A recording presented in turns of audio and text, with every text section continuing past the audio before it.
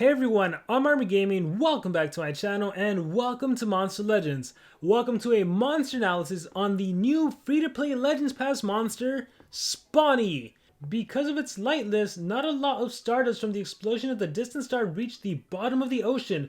Most of it flew with the wind or stayed afloat. However, there was a particularly heavy piece of the exploded distant star that did make it onto the seabed, hitting a little starfish called Spawny, who was sitting there peacefully eating his seaweed. That is such a cute intro, but then I look at the monster and I'm like, ugh, I really wish the stardust had not hit him. He was really disturbed by the stardust rock and started punching it as if it was a living entity who had attacked him. In the end, he cracked the rock open and a lot of stardust started coming out, floating away and getting mixed into the sea currents. Ooh, I wonder if this is going to be the spawn of more sea monsters thanks to Spawny. Spawny accidentally swallowed some of it. It wasn't a lot, but its magic was so fresh from the recent explosion of the star that it immediately had an effect on him, turning Spawny into a cosmic monster. Spawny spent months testing his powers on little creatures at the bottom of the ocean. That's not very nice, but he was getting really bored. He wanted to travel and have real adventures. One day he saw something from afar that was tangled up in seaweed. It was an anchor. He suddenly saw the light at the other ocean of his tunnel of boredom. If there was a ship at the other end of the anchor's chain, he could go on an adventure.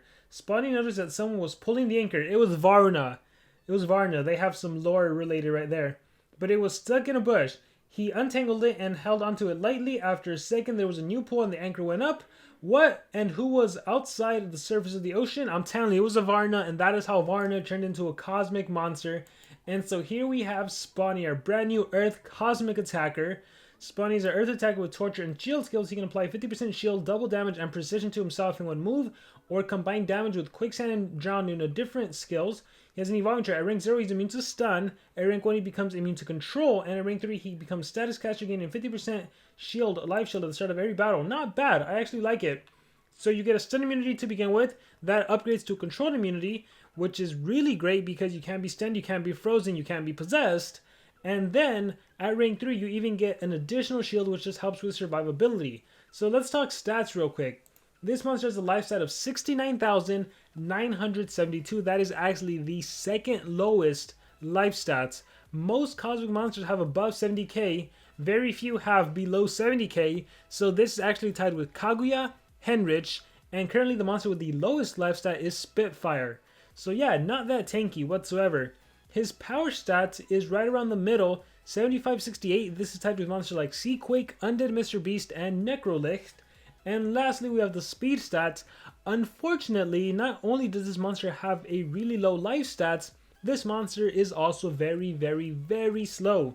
5632. This is actually the lowest speed stat of the cosmic monsters, tied of course with Bomb Beta, Thunder Kong, Teddy VR, Heist, and Undead Mr. Beast. So he's not that tanky, and he's pretty slow, and his power stat is rather mediocre. However, again, he does have a good trait. Relics, he can hold the mask, and he can hold the armor. So, I mean, the mask, you can kind of do a lot of things now. You know, increase your power, drain enemy stamina. There's a lot you can do with the mask. With the armor, kind of the same thing. It's mostly for survivability, though.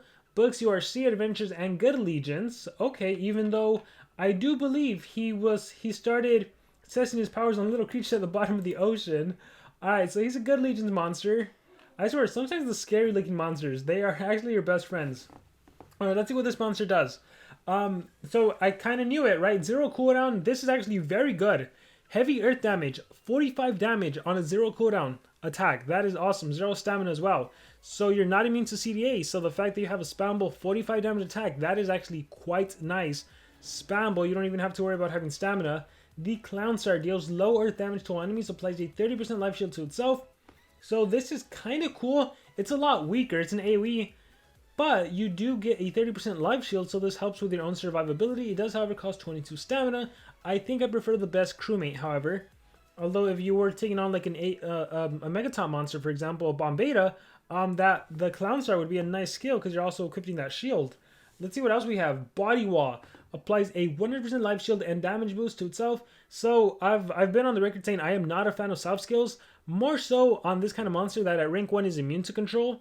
So it's not like you're going to be getting possessed and hoping the AI does body wall, so not a really big fan of it. Don't Splash Me deals heavy earth damage to one enemy applies Hydrophobic Shield to itself. Okay, I'm actually a little impressed. 45 damage on a 1-turn cooldown. Obviously, I'm not impressed with the damage output. I'm impressed by the Hydrophobic Shield.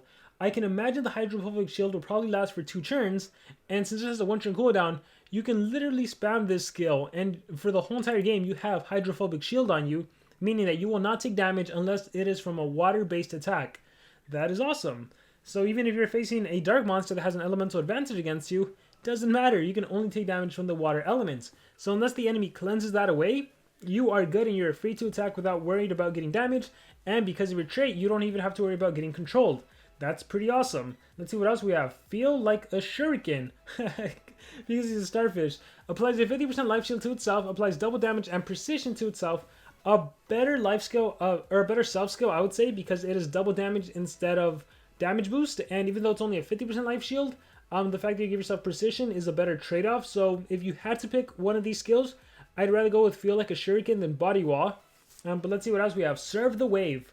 Deals moderate water damage to all enemies. So keep in mind this is an earth-based monster who happens to have a water-based attack. Applies Drown to all enemies. It is a 35 damage AoE on a 1-turn cooldown that also applies Drown.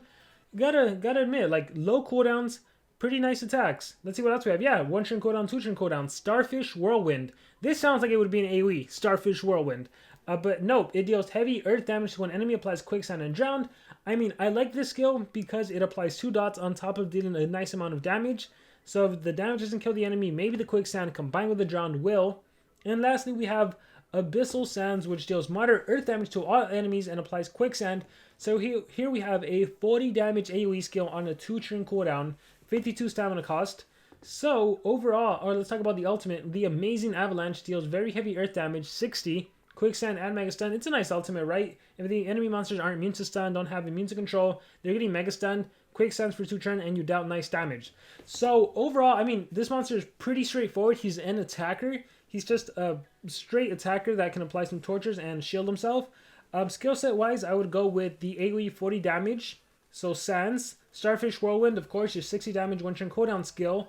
I would go with, honestly, I would do Serve the Wave as well. If you could get in a scenario where you can do your AoE Drowned and your AoE Sands, that's awesome because you have Quicksand and Drowned on all the enemy monsters, 35 damage and 40 damage.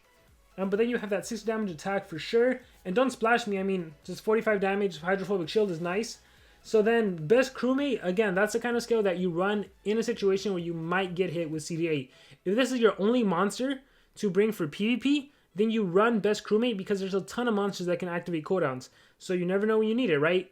But if it's for PvP, if it's for Team Wars and there's no monster that can activate your cooldowns, then you don't really need a skill like Best Crewmate unless you look at enemy relics and they are running Nabuline Trap, Oblation Trap, and they can drain your stamina, then yes, run Best Crewmate. So always put that skill if the situation calls for it. If the situation doesn't call for it, then you can run other stuff.